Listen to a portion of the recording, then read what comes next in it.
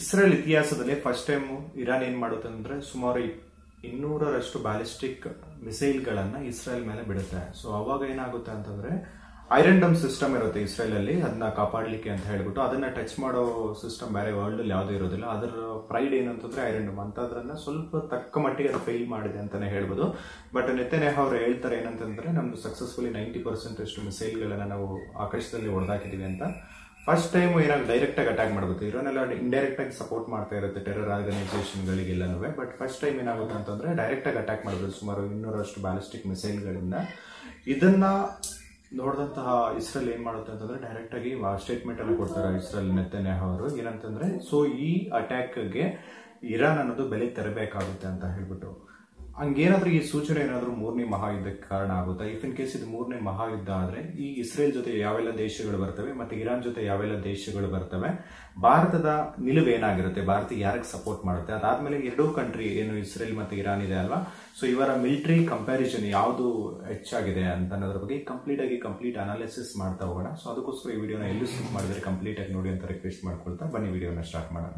Israel ಮೇಲೆ Iran ಏನಕ್ಕೆ attack ಮಾಡ್ತು ಅಂತ ತಿಳ್ಕೋಬೇಕು ಅಂತಂದ್ರೆ ಸ್ವಲ್ಪ ಬ್ಯಾಕ್ಗ್ರೌಂಡ್ ನಾವು ನೋಡ್ಬೇಕಾಗುತ್ತೆ.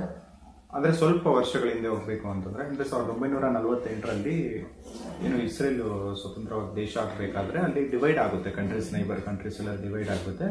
ಡಿವೈಡ್ ಆಗಬೇಕಾದ್ರೆ ಅಮೆರಿಕ ನೇತೃತ್ವದಲ್ಲಿ ಇದೆಲ್ಲ ಆಗ್ತಾ ಇರುತ್ತೆ. ಇಸ್ರೇಲ್ ಮತ್ತೆ ಪ್ಯಾಲೆಸ್ತೈನ್ ಇವೆರಡೂ ಸಪರೇಟ್ ಆಗ್ತವೆ. ಸಪರೇಟ್ ಆಗ್ಬೇಕಾದ್ರೆ ಅಲ್ಲಿ ಸುತ್ತಮುತ್ತಲು ಇಸ್ರೇಲ್ ಸುತ್ತಮುತ್ತ ಇರ್ತಕ್ಕಂಥದ್ದೆಲ್ಲ ಏನು ಮುಸ್ಲಿಂ ಕಂಟ್ರೀಸ್, ಗಲ್ಫ್ ಕಂಟ್ರೀಸ್ ಇರ್ತವೆ, ಅಲ್ಲಿ ಸುತ್ತಮುತ್ತಲು ಏನು ಅರಬ್ ಕಂಟ್ರೀಸ್ ಇರ್ತವೆ. ಅದ್ರ ಮಧ್ಯದಲ್ಲಿ ಒಂದು ಯಹೂದಿ ರಾಷ್ಟ್ರ ಇರುತ್ತೆ. ಇಸ್ರೇಲ್ ಅನ್ನೋದು ಒಂದು ಯಹೂದಿ ರಾಷ್ಟ್ರ ಆಗಿರ್ತದೆ.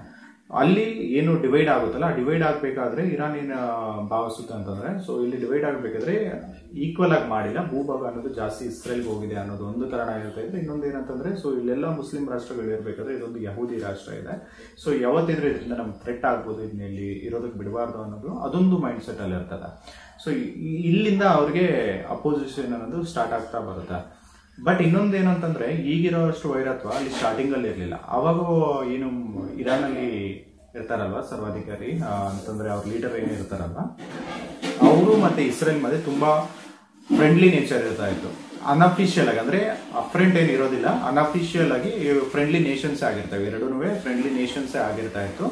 ಅವಾಗ ಏನು ಅಲ್ಲಿ ಇರಾನ್ ನಲ್ಲಿ ಅಧಿಕಾರ ನಡೆಸ್ತಾ ಇರ್ತಾರ ಶಾ ಮೊಹಮ್ಮದ್ ರೇಸಾ ಪಲಾವಿ ಅಂತ ಹೇಳ್ಬಿಟ್ಟು, ಇವ್ರಿಗೆ ಮತ್ತೆ ಏನು ಇಸ್ರೇಲ್ಗೆ ತುಂಬಾ ಕ್ಲೋಸ್ ಆಗಿರ್ತದೆ. ಸೊ ಮತ್ತೆ ಈ ಶಾ ಏನಿರ್ತಾರಲ್ಲ, ಸೊ ಅವರು ಬಂದ್ಬಿಟ್ಟು ಅಮೆರಿಕಾಗೆ ಒಳ್ಳೆ ರಿಲೇಶನ್ಶಿಪ್ ಅಲ್ಲಿ ಇರ್ತಾರೆ.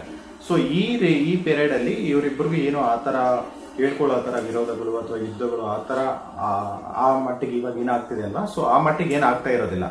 ಅದಾದ್ಮೇಲೆ ಇನ್ನೂ ಜಾಸ್ತಿ ಇಸ್ರೇಲ್ನ ವಿರೋಧ ಮಾಡ್ಲಿಕ್ಕೆ ಇರಾನ್ ಯಾವಾಗ ಜಾಸ್ತಿ ಮಾಡುತ್ತೆ ಅಂತಂದ್ರೆ ಈಗಿನ ಶಾ ಹೇಳಿದ್ನಲ್ಲ, ಸೊ ಅವರು ಆಳ್ವಿಕೆ ಅನ್ನೋದು ಕೊನೆಗೊಳ್ಳುತ್ತೆ, ಅಂದ್ರೆ ಅವ್ರ ಅಧಿಕಾರ ಅನ್ನೋದು ಕೊನೆಗೊಳ್ಬಿಡುತ್ತೆ. ಅದು ಹಂಗೆ ಇದ್ಬಿಟ್ಟು ಅದೇ ಹೇಳ್ಬೇಕಂದ್ರೆ ವಿಡಿಯೋ ತುಂಬಾ ಲೆಂತ್ ಆಗ್ಬಿಡುತ್ತೆ. ಅದ್ರ ಬಗ್ಗೆ ಬ್ಯಾಕ್ಗ್ರೌಂಡ್ ಹೇಳ್ಬೇಕು ಅಂತಂದ್ರೆ ಅವ್ರ ಬಗ್ಗೆ ವಿರುದ್ಧ ತುಂಬಾ ಹೋರಾಟಗಳಾಗ್ಬಿಟ್ಟು ಅವ್ರನ್ನೆಲ್ಲ ಅವರು ಬೇರೆ ದೇಶಕ್ಕೆ ಅವರು ಓಡೋಗ್ತಾರೆ. ಅಲ್ಲಿ ಲೀಡರ್, ಸುಪ್ರೀಂ ಲೀಡರ್ ಆಗಿ ಬರೋದು ಇರಾನ್ ಅಲ್ಲಿ ಯಾರು ಅಂತ ಹೇಳಿದ್ರೆ ಸೈಯದ್ ಅಲಿ ಹುಸೇನ್ ಖಮೀನಿ ಅಂತ ಈಗೇನಲ್ಲಿ ಇದ್ದಾರಲ್ಲ, ಅವರು ಸರ್ವೋಚ್ಚ ಲೀಡರ್ ಆಗಿ ಅಲ್ಲಿ ಉಟ್ಕೊಳ್ತಾರೆ. ಇವರು ತುಂಬಾ ಏನು ಇಸ್ಲಾಮಿಕ್ ತತ್ವಗಳನ್ನ ನಂಬಿಕೆಯಲ್ಲಿ ಇಟ್ಕೊಂಡಿರ್ತಕ್ಕಂಥವ್ರು. ಸೊ ಇವರು ಬಂದ್ಮೇಲೆ ಇಸ್ರೇಲ್ ಮತ್ತೆ ಇರಾನ್ಗೆ ತುಂಬಾ ಅಪೋಸಿಷನ್ ಆಗಿ ಸ್ಟಾರ್ಟ್ ಆಯಿತು. ಬಟ್ ಯಾವಾಗ್ಲೂ ಇವರು ಡೈರೆಕ್ಟ್ ಆಗಿ ಅಟ್ಯಾಕ್ ಮಾಡ್ಕೊಳ್ಳೋದಕ್ಕೆ ಆಗ್ತಾ ಇರಲಿಲ್ಲ. ಇರಾನ್ ಏನ್ ಮಾಡ್ತಾ ಇತ್ತಂದ್ರೆ ಸೊ ಯಾರೆಲ್ಲ ಇಸ್ರೇಲ್ ವಿರುದ್ಧ ಏನು ದಂಗೆ ಹೇಳ್ತಾ ಇದ್ರಲ್ಲ ಅಂತವ್ರಿಗೆಲ್ಲ ಬ್ಯಾಕ್ ಎಂಡ್ ಅಲ್ಲಿ ಸಪೋರ್ಟ್ ಕೊಡ್ತಾ ಇತ್ತು. ಫಾರ್ ಎಕ್ಸಾಂಪಲ್ ಈಗ ಅಲ್ಲಿ ಹಮಾಸ್ ಆಗಿರ್ಬೋದು, ಅದಾದ್ಮೇಲೆ ಹಜ್ಬುಲ್ ಹೇಳ್ತೀನಿ ಅದು ಯಾವ ತರ ಬಂತು ಅಂತ ಹೇಳ್ಬೋದು, ಇವ್ರಿಗೆಲ್ಲ ಸಪೋರ್ಟ್ ಮಾಡ್ಕೊಂಡು ಅಟ್ಯಾಕ್ ಮಾಡಿಸ್ತಾ ಇತ್ತು. ಫಾರ್ ದ ಫಸ್ಟ್ ಟೈಮ್ ಏನ್ ಹೇಳಿದಲ್ಲ, 1 ಅಕ್ಟೋಬರ್ 2024 ಅಲ್ಲಿ ಮಿಸೈಲ್ಸ್ 200 ಮಿಸೈಲ್ಸ್ ಅಟ್ಯಾಕ್ ಮಾಡಿದೆ ಅಂತ, ಇದು ಫಸ್ಟ್ ಟೈಮ್ ಮಾಡಿರೋದು. ಸೊ ಅದಕ್ಕೆ ಇದೇನು 3ನೇ ಮಹಾಯುದ್ಧಕ್ಕೆ ಇದೇನಾದ್ರು ಕಾರಣ ಆಗುತ್ತಾ ಅಂತ ಅಷ್ಟೊಂದು ಡೀಪಾಗಿ ನಾನು ಈ ವಿಡಿಯೋ ಮಾಡ್ತಿರೋದೇ ಕಾರಣ.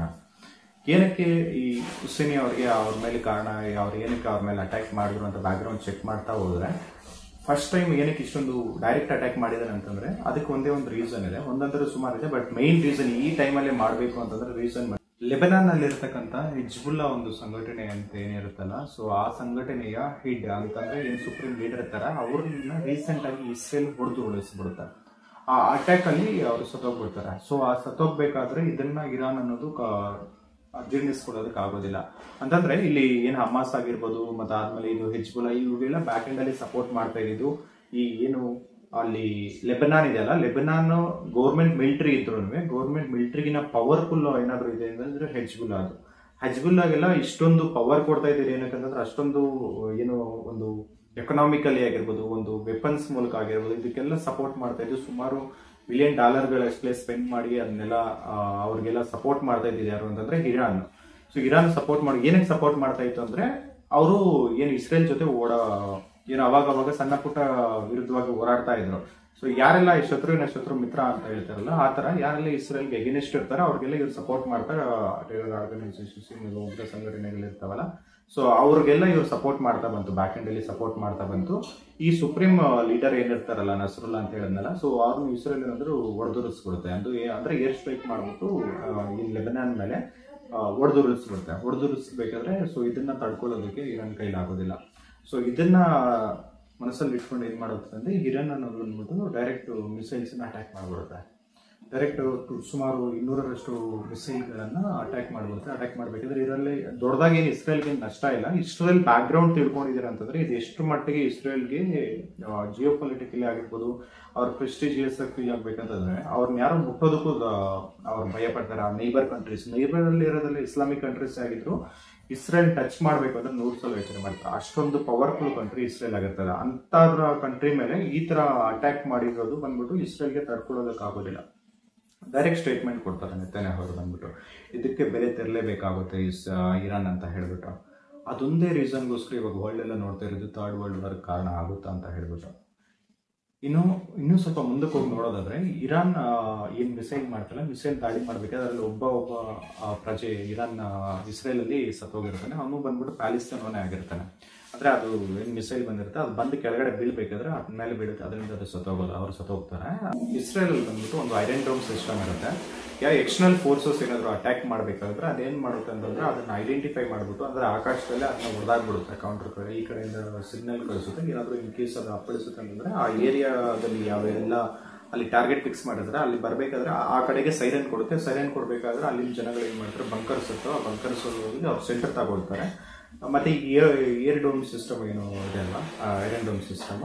ಸೊ ಐರನ್ ಡೋಮ್ ಸಿಸ್ಟಮ್ ಆ ಟಾರ್ಗೆಟ್ಸ್ನೆಲ್ಲ ಆಕಾಶದಲ್ಲಿ ರಿಲೀಸ್ ಮಾಡ್ಬಿಡುತ್ತೆ. ಸೊ ಅಷ್ಟೊಂದು powerful iron dome system Israel ಅಲ್ಲಿ ಇರುತ್ತೆ for the first time. So ಅಷ್ಟು ಅವ್ರು ಹೇಳ್ತಾರೆ 90% ಅಷ್ಟು ನಾವು ಆಕಾಶದಲ್ಲಿ ಹೊಡೆದಾಕಿದೀವಿ ಅಂತ ಹೇಳ್ಬಿಟ್ಟು. ಬಟ್ ಆದ್ರೂ ಸೊ ಇವರು ಹೈಪರ್ಸೋನಿಕ್ ಮಿಸೈಲ್ಸ್ ಎಲ್ಲ ಲಾಂಚ್ ಮಾಡಿದ್ದಾರೆ ಅಂತ ಹೇಳ್ತಾ ಇದ್ದಾರೆ. ಸೊ ಅದಕ್ಕೋಸ್ಕರ ಒಂದು ತಕ್ಕ ಮಟ್ಟಿಗೆ ನಷ್ಟ ಇಲ್ದಿದ್ರು ಒಳಗಡೆ ಬಂದು ಟಾರ್ಗೆಟ್ ಅಲ್ಲಿ ರೀಚ್ ಆಗಿದೆ ಅಂತ ಇರಾನ್ ಅಫಿಷಿಯಲ್ ಆಗಿ ಹೇಳ್ಕೊಳ್ತಾ ಇದೆ. ನಾವೇನು ಟಾರ್ಗೆಟ್ ಮಾಡಿದ್ರೆ ಟಾರ್ಗೆಟ್ಸ್ ನಮ್ಮ ಮಿಸೈಲ್ಗಳು ರೀಚ್ ಆಗಿದ್ದಾವೆ ಅಂತ ಹೇಳ್ಕೊಳ್ತಾ ಇದೆ. ಸೊ ಅದಕ್ಕೋಸ್ಕರನೇ ಇದನ್ನ ಪ್ರೆಸ್ಟೀಜ್ ಆಗಿ ತಗೊಂಡಿರೋದು ಇಸ್ರೇಲ್. ಸೊ ಇಸ್ರೇಲ್ ಕಡೆಗೆ ಯಾರೆಲ್ಲ ನಿಲ್ತಾರೆ ಮತ್ತೆ ಇರಾನ್ ಕಡೆಗೆ ಯಾರೆಲ್ಲ ನಿಲ್ತಾರೆ ಅಂತ ನೋಡೋದಾದ್ರೆ ಇವೆರಡೂ ಕಂಟ್ರಿಗಳು ನೇರವಾಗಿ ಫೈಟ್ ಮಾಡ್ಲಿಕ್ಕೆ ಆಗೋದಿಲ್ಲ. ಯಾಕಂತಂದ್ರೆ ಇವೆರಡಕ್ಕೂ ಡೈರೆಕ್ಟ್ ಬಾರ್ಡರ್ ಅನ್ನೋದು ಇರೋದಿಲ್ಲ. ಇವ್ರ ಮಧ್ಯದಲ್ಲಿ ಬೇರೆ ಬೇರೆ ಕಂಟ್ರೀಸ್ ಇದಾವೆ. ಸೊ ಇವ್ರೇನಾದ್ರೂ ಫೈಟ್ ಮಾಡಬೇಕು ಅಂದ್ರೆ ಏರ್ ಫೋರ್ಸ್ ಮೂಲಕನೇ ಫೈಟ್ ಮಾಡ್ಬೇಕಾಗುತ್ತೆ. ಇನ್ನು ನಾವು ಮಿಲಿಟರಿ ಕಂಪ್ಯಾರಿಸನ್ ಮಾಡೋದಾದ್ರೆ ಸೊ ಈಗ ಸೈನ್ಯದ ಲೆಕ್ಕಾಚಾರದಲ್ಲಿ ಆಗಿರ್ಬೋದು ಮತ್ತೆ ಆಯುಧಗಳಲ್ಲಿ ಆಗಿರ್ಬೋದು ಅದನ್ನೆಲ್ಲ ಲೆಕ್ಕಾಚಾರ ಆಗಿದಾಗ ಇರಾನ್ ನೆಕ್ಸ್ಟ್ ಲೆವೆಲ್ ಅಲ್ಲಿದೆ. ಇಸ್ರೇಲ್ ಅಂತೂ ಕಂಪ್ಯಾರಿಟಿವ್ಲಿ ತುಂಬಾ ಕಡಿಮೆ ಇದೆ ಅಂತಾನೆ ಹೇಳ್ಬೋದು. So when it comes to air force ಅಂತ ಬರಬೇಕಾದ್ರೆ ಸೊ ಏರ್ ಫೋರ್ಸ್ ಅಲ್ಲಿ ಬಂದ್ಬಿಟ್ಟು ಇರಾನ್ಗಿಂತ ಇಸ್ರೇಲ್ ತುಂಬಾ ನೆಕ್ಸ್ಟ್ ಲೆವೆಲ್ ಅಲ್ಲಿದೆ. ಅವ್ರ ಹತ್ರ F-16 ಅಂದ್ರೆ ಅಡ್ವಾನ್ಸ್ಡ್ ಏರ್ ಕ್ರಾಫ್ಟ್ಸ್ ಇರ್ಬೋದು, ಮತ್ತೆ ಅಡ್ವಾನ್ಸ್ಡ್ ಫೈಟಿಂಗ್ ಜೆಟ್ಸ್ ಇರ್ಬೋದು, ಮತ್ತೆ ಹೆಲಿಕಾಪ್ಟರ್ಸ್ ಇರ್ಬೋದು. ಇವೆಲ್ಲನೂ ಇದಕ್ಕಿಂತ ಡಬಲ್ ಆಗಿದೆ. ಇರಾನ್ ಹತ್ರ ಏನಿದೆ ಅದಕ್ಕಿಂತ ಡಬಲ್ ಆಗಿದೆ. ಅದಾದ್ಮೇಲೆ ಅಡ್ವಾನ್ಸ್ಡ್ ಆಗಿ ಕೂಡ ಇದೆ ಅಂತಾನೆ ಹೇಳ್ಬೋದು.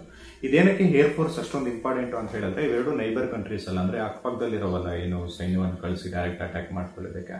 ಸೊ ಇಲ್ಲಿ ಏನಾದ್ರೂ ಯುದ್ಧ ಆಯ್ತು ಅಂತ ಹೇಳೋದಾದ್ರೆ ಇಲ್ಲಿ ಏರ್ ಫೋರ್ಸ್ ಅನ್ನೋದು ಮೈನ್ ಪ್ರಯಾರಿಟಿಯಲ್ಲಿ ಬಂದ್ಬಿಡುತ್ತೆ. ಸೊ ಆ ವಿಚಾರದಲ್ಲಿ ಬರ್ಬೇಕಂತಂದ್ರೆ ಅದರಲ್ಲಿ ಇಸ್ರೇಲ್ ಎತ್ತಿದ ಕೈಯಲ್ಲಿದೆ ಅಂತಾನೆ ಹೇಳ್ಬೋದು.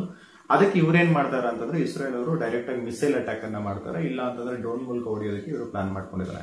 ಇನ್ನು ನೆಕ್ಸ್ಟ್ ಲೆವೆಲ್ ನಲ್ಲಿ ಥಿಂಕ್ ಮಾಡಬೇಕು ಅಂತಂದ್ರೆ ಇಲ್ಲೇನಾದ್ರೂ ಇವೆರಡು ಯುದ್ಧ ಮಾಡ್ಲಿಕ್ಕೆ ಬರ್ತಿದಾವ ಕಂಟ್ರೀಸ್ ಅಂತ ಹೇಳ್ಬೇಕಾದ್ರೆ ಫಸ್ಟ್ ಡೈರೆಕ್ಟ್ ಆಗಿ ಅಫಿಷಿಯಲ್ ಆಗಿ ಬಂದು ಡೈರೆಕ್ಟ್ ಆಗಿ ನಿಂತ್ಕೊಳ್ಳೋದು ಅಮೆರಿಕ ಇಸ್ರೇಲ್ ನಿಂತ್ಕೊಳ್ಳೋ ಬರುತ್ತೆ. ಅಮೆರಿಕ ಯಾವಾಗ ಈ ಕಡೆಗೆ ಬರುತ್ತೋ ಅವಾಗ ಅದೇನು ರಷ್ಯಾ ಇದೆಲ್ಲ ರಷ್ಯಾದವರು ಕೂಡ ಆಟೋಮೆಟಿಕಲಿ ಬಂದ್ಬಿಟ್ಟು ಇರಾನ್ಗೆ ಸಪೋರ್ಟ್ ಮಾಡ್ಲಿಕ್ಕೆ ಸ್ಟಾರ್ಟ್ ಮಾಡ್ತಾರೆ.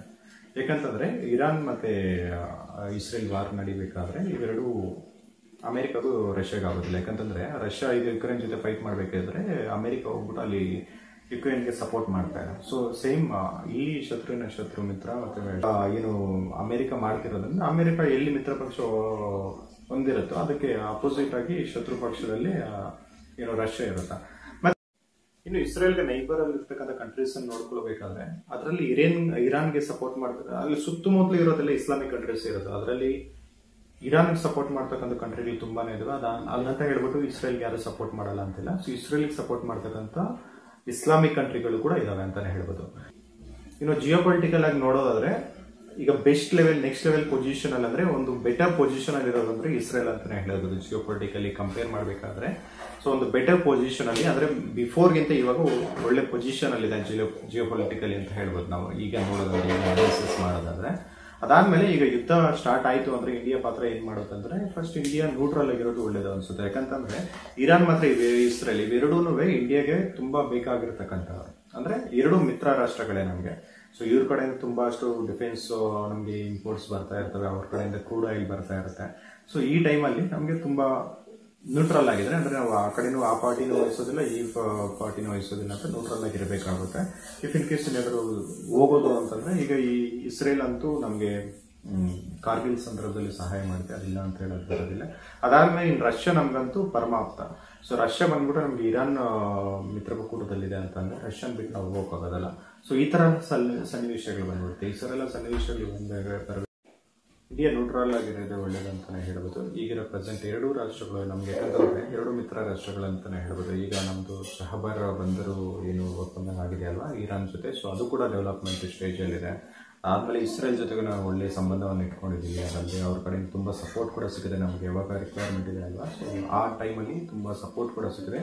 ಅದರಿಂದ ಇಂಡಿಯಾ ಅನ್ನೋದು ನ್ಯೂಟ್ರಲ್ ಆಗಿರೋದು ತುಂಬಾ ಒಳ್ಳೇದಾಗುತ್ತೆ. ಮತ್ತಷ್ಟು ಇನ್ ಡೀಟೇಲ್ ಆಗಿ ಹೋದ್ರೆ ವಿಡಿಯೋ ತುಂಬಾ ಲೆಂತ್ ಆಗ್ಬಿಡುತ್ತೆ ಅಂತ ನಾನು ಜಸ್ಟ್ ಹೈಲೈಟ್ಸ್ ಅನ್ನು ಹೇಳ್ಕೊಂಡು ಹೋಗಿ ಈ ವಿಡಿಯೋನ ಇಲ್ಲಿಗೆ ಮುಗಿಸ್ತಾ ಇದ್ದೀನಿ. ಇಫ್ ಇನ್ ಕೇಸ್ ಇನ್ನು ಫ್ಯೂಚರಲ್ಲಿ ಏನಾದರೂ ಡೆವಲಪ್ಮೆಂಟ್ಸ್ ಆಗಿದೆ ಅಂತಂದ್ರೆ ಇನ್ನೂ ಡೆಪ್ತ್ ಆಗಿ ವಿಡಿಯೋ ಮಾಡಲಿಕ್ಕೆ ಪ್ರಯತ್ನವನ್ನು ಮಾಡ್ತೇನೆ. ಯಾಕಂತಂದ್ರೆ ನಾನು ತುಂಬಾ ಹೇಳ್ತಾ ಹೋದ್ರೆ ವಿಡಿಯೋ ಲೆಂತ್ ಅಂದ್ರೆ ತುಂಬಾ ಜಾಸ್ತಿ ಆಗ್ಬಿಡುತ್ತೆ. ಸೊ ಅದಕ್ಕೋಸ್ಕರ ತುಂಬಾ ಲೆಂತ್ ಜಾಸ್ತಿ ಆಗೋದು ಬೇಡ ಅಂತ ಹೇಳ್ಬಿಟ್ಟು ನಾನು ಜಸ್ಟ್ ಹೈಲೈಟ್ಸ್ ಅನ್ನು ಮಾಡ್ಕೊಂಡು ವಿಡಿಯೋನ ಮಾಡಿದ್ದೀನಿ ಅಷ್ಟೇ. ಈ ವಿಡಿಯೋ ನಿಮ್ಗೆ ಏನಾದರೂ ಇಷ್ಟ ಆಗಿದೆ, ಇನ್ಫಾರ್ಮೇಷನ್ ಏನಾದರೂ ಇಷ್ಟ ಇದ್ರೆ ಒಂದು ಲೈಕ್ ಮಾಡಿ, ನಿಮ್ಮ ಸ್ನೇಹಿತರಿಗೆ ವಿಡಿಯೋನ ಶೇರ್ ಮಾಡಿ. ಇಂತಹ ಮತ್ತಷ್ಟು ಇಂಟ್ರೆಸ್ಟಿಂಗ್ ವಿಚಾರಗಳಿಗೋಸ್ಕರ ಕ್ರಿಯೇಟಿವ್ ಕೋನಲ್ಲ ಚಾನಲ್ಗೆ ಸಬ್ಸ್ಕ್ರೈಬ್ ಮಾಡಿ. ಧನ್ಯವಾದಗಳು.